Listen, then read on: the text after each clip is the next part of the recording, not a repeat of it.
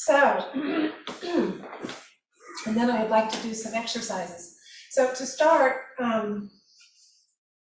what we were talking about yesterday, about the central theme, which is turning inward, Dogen's instruction to take the backward step and look within. And so it's a basic part of our practice, right? So it's, I mean, it's the major part of our practice, I believe. It's looking at ourselves and what we do and how we do it, where we come from. These are all central issues in how we live our life and how we can relieve suffering, be it our own or others. We can make a difference in the lives of others and our own lives. When we're actually paying attention to what we're saying and where we're coming from when we say it. So it's critical. And so the teachings of, the teachings are, thousands of things are written about turning towards. And I'll refer to specifically Joko Beck, but it doesn't have to be her, it could be many others. About turning inward and noticing the body. So what I'm focusing on in this particular retreat is, how do we embody our practice? How do we embody this turning towards? And it's actually from it's the original teachings from the Buddha about looking at the body. So we turn inward and we say, oh gosh, I have some tightness here. What is that about? Particularly if it's after an exchange with somebody and we end up having some pain in our side. So we can sit with that and really feel where that is, and if it changes, really pay attention to it. That's their basic teaching, is to pay attention to the sensations that we have in the body, because it's going to tell us a lot. So, and then we may pay attention to, that may subside, or it may get more intense or get less intense, and we just follow it, right? And then we may have some thoughts or emotions that come up, and we can pay attention to those. And those are all directly related, right, to something. Either the immediate interaction that just happened, or maybe not. If we pay attention to what the story is connected to it, what are we thinking about? What are the ideas? Is it something that was attached to something from very long ago?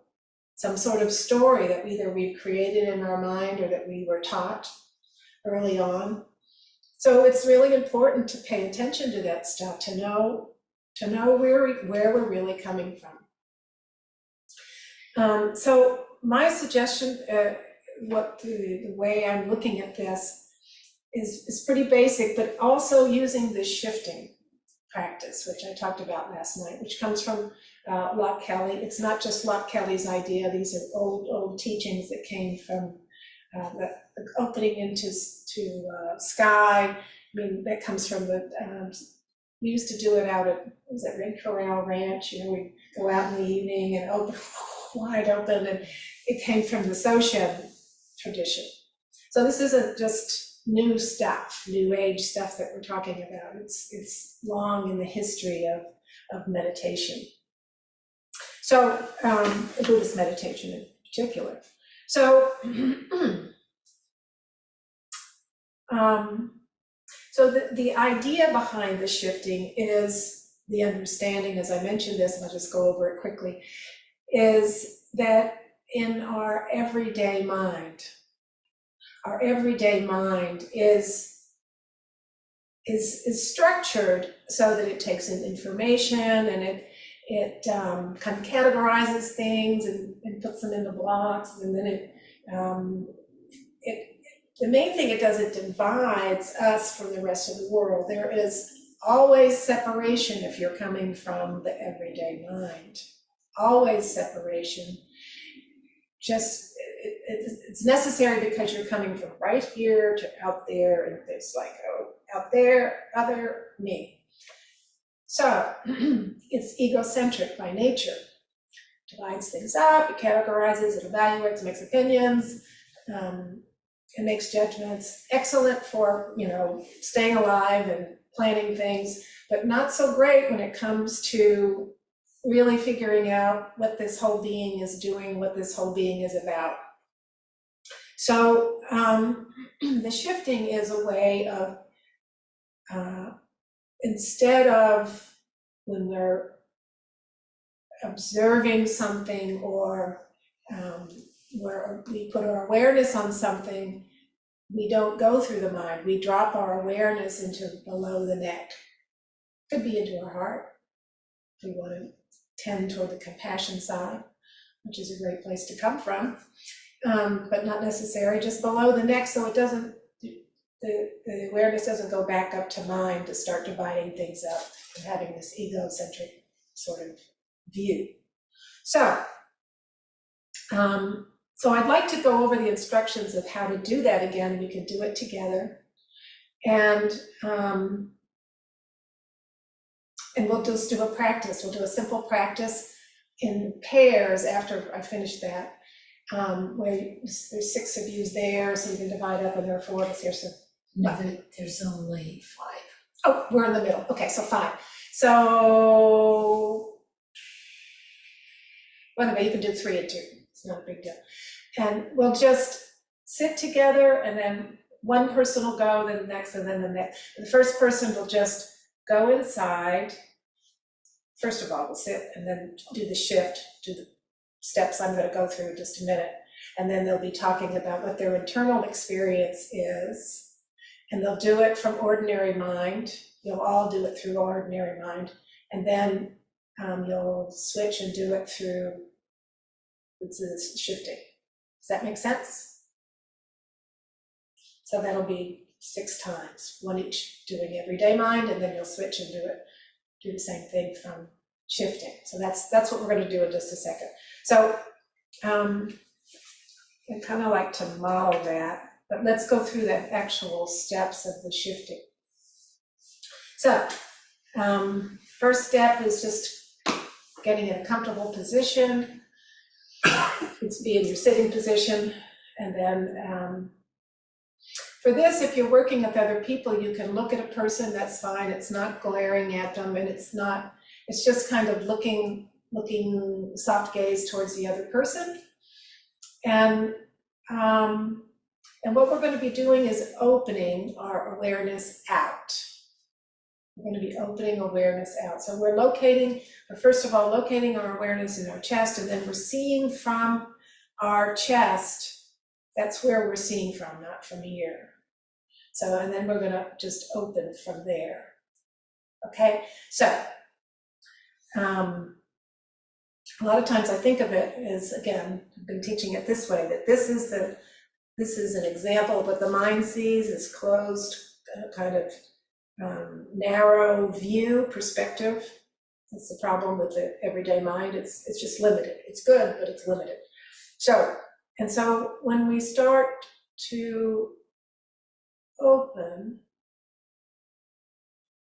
we start to open our awareness out, and we can see right off that our perspective is greater. So all of a sudden we become a slightly different container. So I'm still seeing things in front of me, but my vision is more acute, but it's not necessarily specific. It's just getting bigger. And then I can feel in my body, I take a breath, and it feels easier.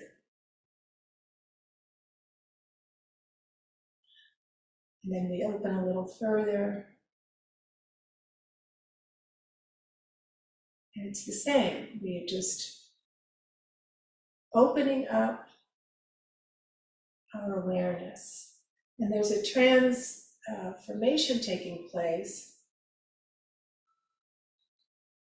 in the way that I'm viewing things. I can sense a lot more. I feel tingling in my fingers because they're up above my head.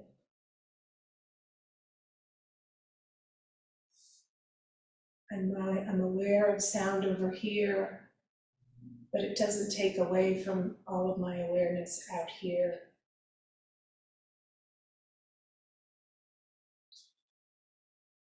I'm not in a self-conscious state. The self is just kind of dropped away momentarily while we're in this shifting mode. So from here, if I'm going to go inside from here,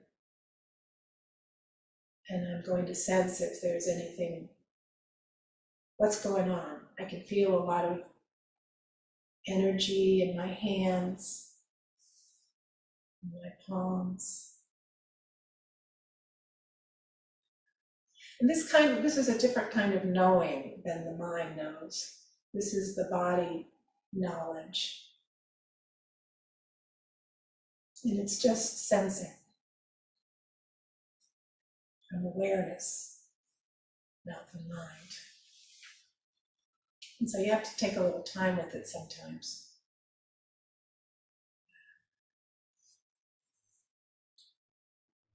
Yeah. So it feels very stable right here. And actually it's kind of hard to do the exercise I was planning on, because when I'm coming from here, nothing is really bothering me.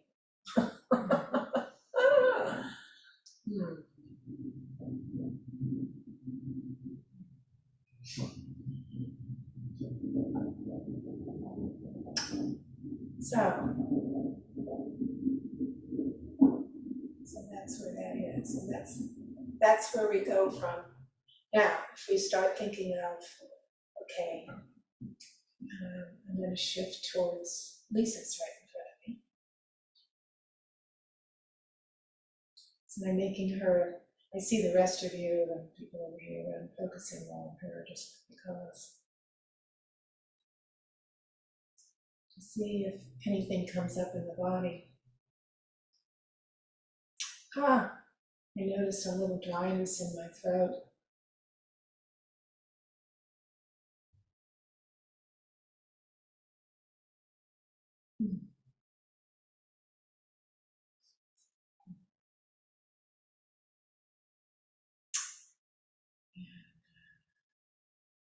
Yeah, I want to just ease.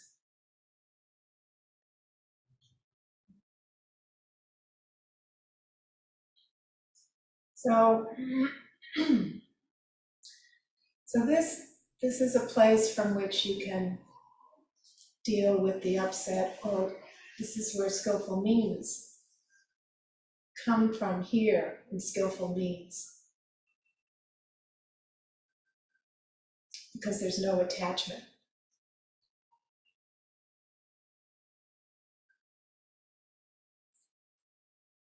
Okay, so I'm going to stop right now. And then I'm going to invite everybody just to we'll do that together. And just so if you have any particular questions that come up, I can answer them now before you work together, doing that together. Okay? Everybody ready? Okay, blast off. Okay, once again, so we're sitting, and then sometimes it's easier to focus on someone, but you don't have to. It's not really about looking at them. Anyway, and it's sometimes easier to get the idea of the biggerness if you use your hands. Sometimes that helps, but it's not essential. If you feel comfortable doing that and it seems to help you, I would say by all means do. So we're starting here. It's close, it's tight. can't see much.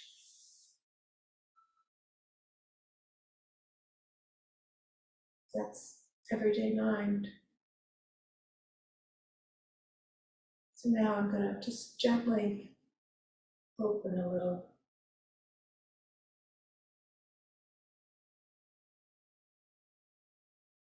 And just pay attention. What does that make any difference? This is not peripheral vision. This is opening of awareness. It's a very different thing. The quality is different. This is awareness. So we go out a little bit more.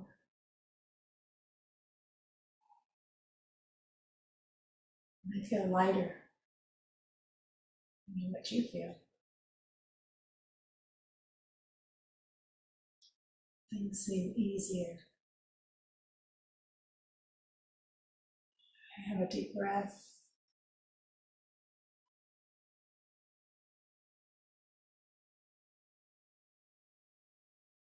It's very light. I'm still connected to the rest of the world in the sense I hear traffic. I see out of the corner of my eye the leaves on the bushes moving.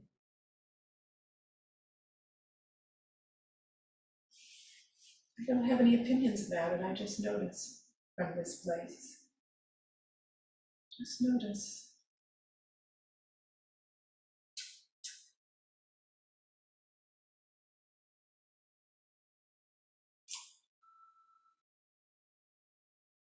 Just feel the body and ground in the body. Opening. We're opening. And you can go out, if you follow it, your hands out. You can go to infinity.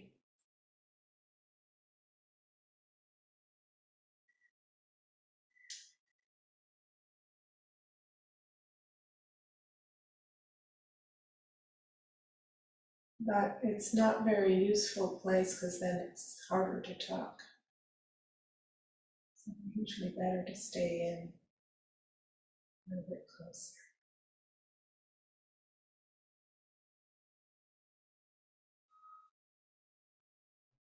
So we can stay in this world and use appropriate action.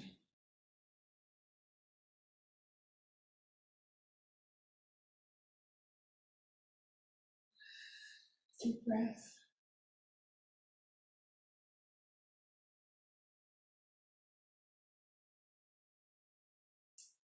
Feel moving like the trees. Moving in the wind.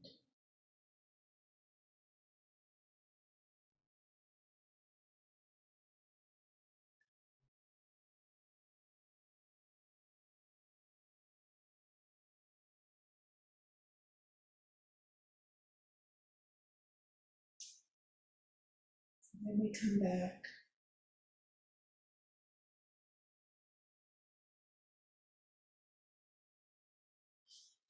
Now I want to ask people if they have any questions about that. What was your sense? Did it have any impact? Did you feel that? What did you feel? What didn't you feel? Check in time. More. I mean, that was my first kind of awareness, more. There's more, so much more than what I first perceived. Yeah. I had a sense of letting go of judgment, which is really neat, that it was impossible to be open and have judgment. That's right. That's right. That's right. And I felt it just leave. Yeah. It was really nice. Cool. I felt the mind was very quiet, very still, and yet there was this sort of vast you know, ability to just sense, and, but not in that focused way. Yeah. Down here too. I think I'm feeling more here than here. Ah, that's fine. And resting here, it just felt there was an underground of like peace. This is more, a lot more like the emotional Yeah. wisdom is here. Yeah. Does anybody online have any comments?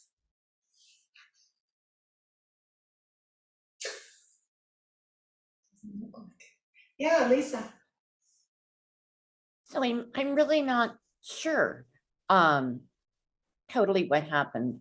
It's I have been feeling a lot of movement in my chest and heart area lately.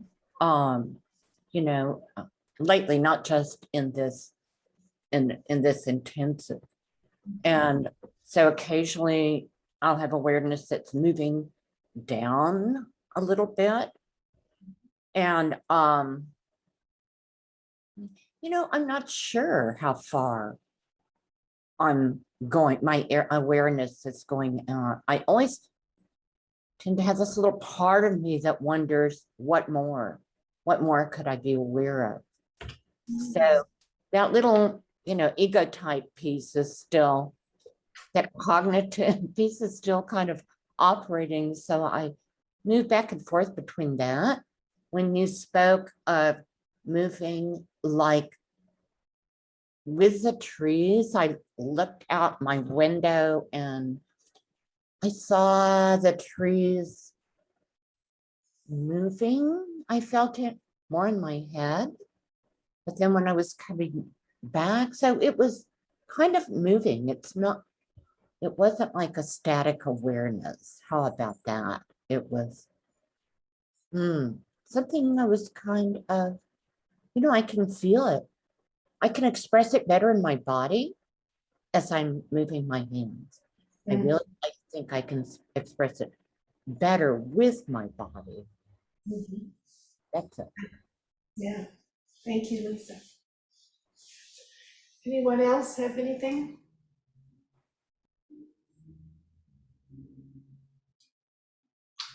Okay. Yeah, Ellen.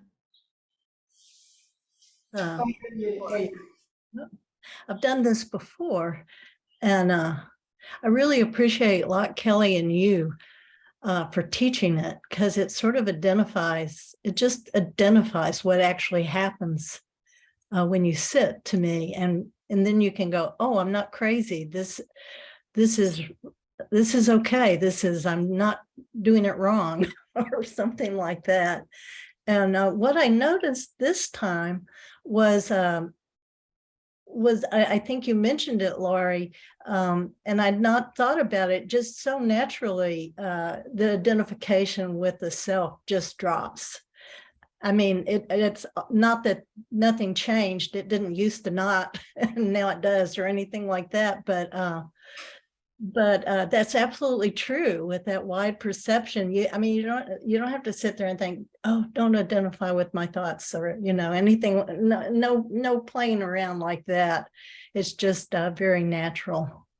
Yeah. I really appreciate the way you teach it. Thank you. Yeah, it's that dropping away. I'm glad you mentioned that and said it in that way, because this is all the same stuff. In meditation, you have the same sort of thing happen in samadhi, for example.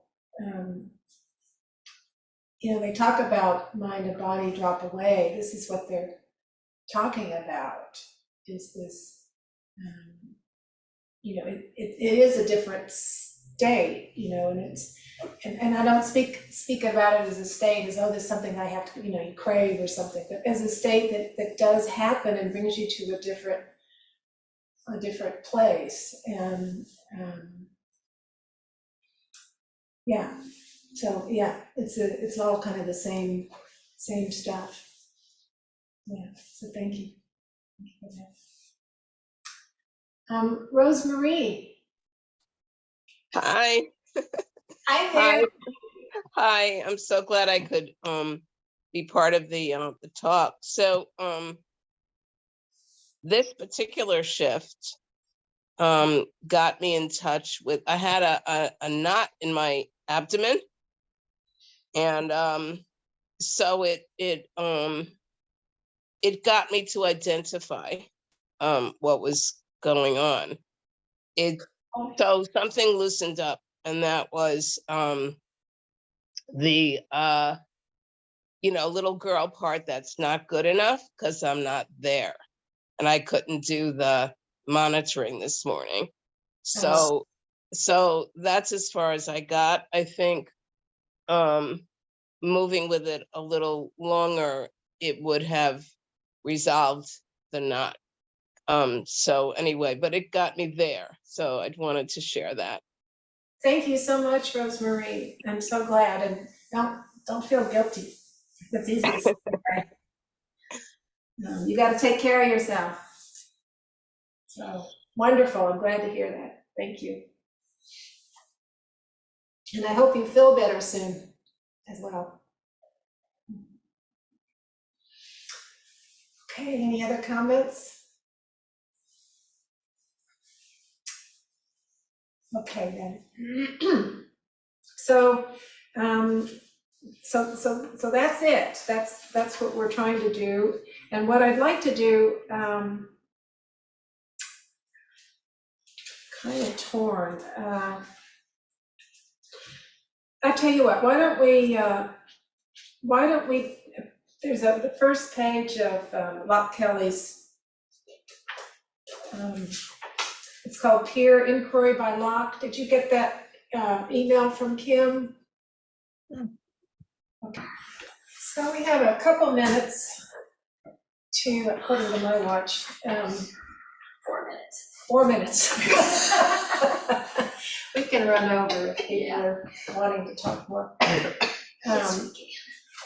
So does anybody have any comments about that exercise? Anything they want to share?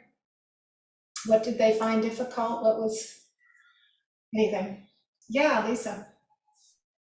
If somebody else wants to speak up, you can. I always seem to have something to say, but I sure like to make space for other people. So this was real interesting to me because after inquiry last week, when I got hijacked again by this part that that I've been working with for most of my life, right? It's like I started again thinking about experiencing all I knew about parts of this part and wondering why I wouldn't stand back and feeling like I don't know this person. This does kind of relate. So I went through all this thing and I became very close to this little girl. I mean, I was closer to this part than I've ever been in a kind of healthy way, not being hijacked by her. And so that was really different. So it's like, whoa, everything we did today, it's like, it just took it a little further. So this was like a really powerful experience for me. My parts are so stubborn, some of them. And, I get so angry at some of them, but I got really in touch with this. I've been wanting to I want to break up the story. I don't want to keep telling myself the same story and having this poor little girl go through the same thing. So one of the parts came, as a rock in my chest. And I realized it was alive and it wasn't solid. That's part of what happened. And it unfolded. Rosemary and Ellen, listened. For me, it was like just the timing and my determination, I guess, all came together. And willingness. Ah, yeah. Yeah. Yeah. So, yeah, it was really awesome. Thank you. Oh, Gail? The exercise was interesting in that we had to repeat the questions 3 rounds for each person. And by the 3rd round, after I dropped, I actually dropped after the first round, but I had a problem coming up with answers. There was just the feeling. So the words were kind of dropping away, identifiers, it's kind of interesting the way that that happens, yeah. Yeah. That's really interesting. Yeah. Thank you. For me, the thing that I noticed was when I finished after the 3rd round, how quickly I went back into mind. I mean, it was almost instantaneous. Oh, yeah. It was nice because it was so clear, the difference. The difference was so clear. Yeah, that's important information. And that's why well, that's why we practice and why we have to practice, right? Because it's so automatic. I thought you mentioned in the last intensive that Locke Kelly claimed he could drive or something. He did claim, I thought that he says that in the book. Yeah. I could see that. Yeah, I've always been afraid to. Because And I've done it a couple times and I thought, oh no, don't do that. We need, boundaries and things. Yeah, it's not as if nothing's there. No. It's just the talking about it is tough, more or less. But another thing I noticed was at the very beginning, I wanted to, the sense I had was, who's here? Me. Who hears me? This. But by the 2nd and 3rd round, I couldn't even come up with that. Yeah. Yeah. The reality comes forth, right? Yeah, that's great. Anybody else have anything to say? Share? Oh, Ellen's trying to speak. She's muted. Oh, I thought you called on me, Laurie. Am I wrong? I just said anybody, but you're anybody. Oh, well, okay. Don't feel forced. Um, If you want to, you can. If you don't, that's fine too. Well, I couldn't really identify with the parts because everything felt much more integrated than that. And so really I had a little trouble with it. Did you do the first one? I don't know what we did. See, I didn't have the instructions. And okay. some people had the instructions, so maybe we didn't do it right. Because there were 2 of them. One deals with parts and the other one is just pure. We only did the parts ones. Okay, well, you'll get to do it again this afternoon, unless you want to switch. All right. They should switch because what we did was Very was helpful. really good. Okay, then you can just switch. Yeah. And then do the other one. It's just called Peer Inquiry. I'm confused. Nancy, could you send me the mail? I can't find that email. It would have come to it. We did the peer inquiry. That's what we did. The Peer Inquiry by Locke. Yes. Because they're both peer inquiries, but one is with parts. Okay. So it's the one that says, who is hearing? Say it again. Who is hearing? That's the first question. It would have come to you at 10 o'clock last night as an email. We did peer inquiry with parts. That's the one we did. Yeah, okay, well then do the other one this afternoon. Okay. Okay. Seems like we did the opposite one as well. Yeah, okay. Thank you. All right, you guys are way more advanced than we are. Yeah. Okay. We did the beginners one. Yeah, that's the beginner one. You guys are rebels. It's just because it was the first in the page, so we thought it was. Oh, okay. Oh dear. Well, at any rate, well, do you want to talk about that? Is there something, or you're all just confused? I wouldn't mind you if you were. Lisa talked about the parts. Oh, that's why she was talking about parts. Yeah. Yeah, I was kind of wondering how she got there. Yeah, Okay. I talked about the parts a lot. I was very surprised because I can't always identify my parts during an intensive. Now, after and around, I mean, like I'm getting lots of stuff triggered all the time, right? So I did know those parts pretty well, but they took form with the exercise and all the questions they took on. It was different, beyond. Yeah, that was my experience with that exercise. Yeah. We'll talk about that this afternoon, but anyway, we're just gonna be out of sync for these two exercises. Oh, boy. Okay, well, great. Okay, let me look at my schedule, because I don't know what we're doing next. We're gonna do walking meditation. Okay, let's do that. So thank you very much for your participation, everybody. And let's go back to our seats again, and then look, we're gonna do some walking meditation.